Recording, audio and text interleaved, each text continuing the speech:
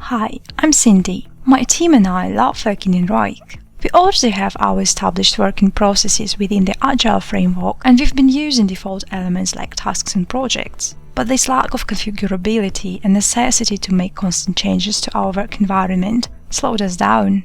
I'd like to make Wrike a friendly and familiar place for the team to work in, so that they can comfortably adapt and adopt to the platform. And Wrike enables me to create our team-specific elements using the Custom Item Types feature. As a space admin, I can configure and manage all my custom item types in one place, the library, which I can find under the space settings.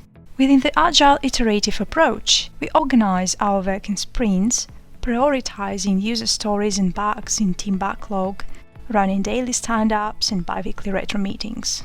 And here I can add as many task or project-based types as I need to support and streamline the daily activities of my team. Space level types are shared with all space participants automatically, and they won't be visible in other spaces. Let's start by creating our sprint type.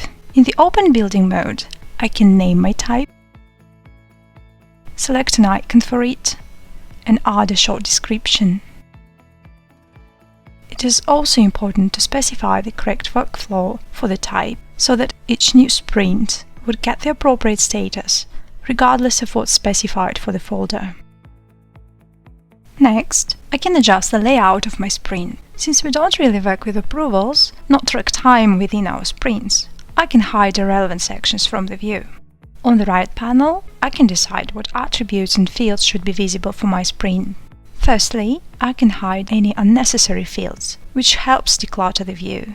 But most importantly, I can add or create type-specific custom fields and reorder them to make it more intuitive for my teammates, so that every time a new sprint is created, everyone can easily understand what information should be provided and filled in. Now that I have decided on the layout of my sprint type, I can decide on the hierarchy of the sub-items. Since we don't work with generic projects and tasks, I can completely remove them from the creation menu. Instead, I will add epics, stories and bugs as nesting elements, so that only these items would be displayed in the creation menu, guiding my users to select the most relevant one. With this predefined logical hierarchy, my team can be sure that our work within the space is properly structured.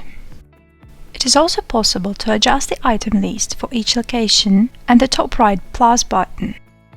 To do so, I will click on the Customize menu option and toggle to display or hide the elements. If I need to edit the layout or properties of my custom item type, I can always do so by clicking on the type name or by opening it from the library. Any adjustments would be automatically applied to all existing elements of the same type.